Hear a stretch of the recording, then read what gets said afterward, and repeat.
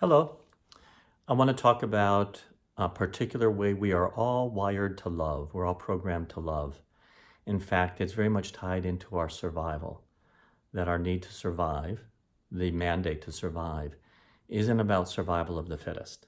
And I'll talk about that just a little bit later. This will be a short 2-minute sharing about something that's been inspiring me a lot lately, based on the polyvagal theory that was developed by Stephen Porges. So again, we're wired to love, and at the end of the video, I'm going to give you a short experience to take with you that you can practice at any moment during your day, super easy. So our parasympathetic nervous system is what we all think of when we think about the relaxation response. The ventral vagus nerve is part of the parasympathetic nervous system. In a subsequent talk, I'll talk about another part of the parasympathetic nervous system that isn't so pleasant to experience.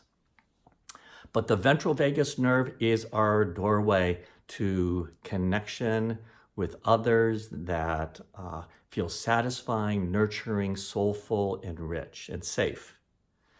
So that part of our biology is about reaching out and forming communities and families and friends. And it's so much a part of our thriving and not just surviving.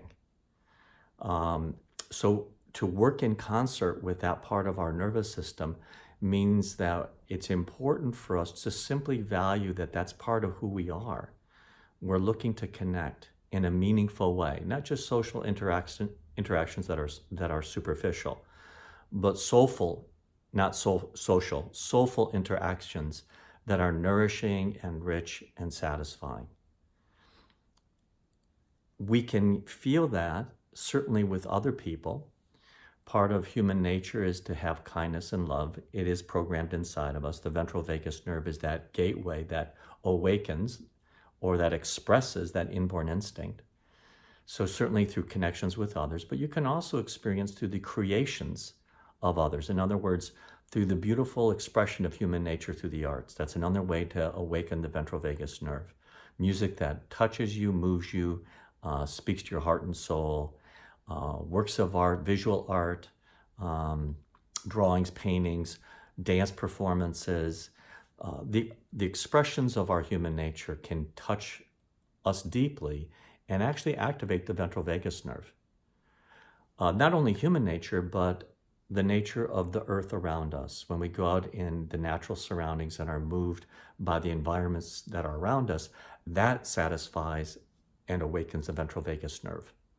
Then our spiritual nature through yoga, qigong, meditation, these are all pathways to strengthen and tone the ventral vagus nerve, that part of our parasympathetic nervous system. So those dimensions, human nature, connection with others, the expressions, the creative expressions of human nature, the beauty in Mother Nature, and then the different routes to our spiritual nature.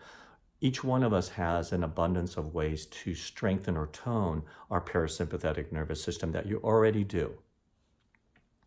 So I want to end with the following, and I didn't get to the piece, but I'll do it in the next presentation about why survival of the kindness is actually the core of how we can best grow and heal, and how survival of the fittest actually wasn't Darwin's idea.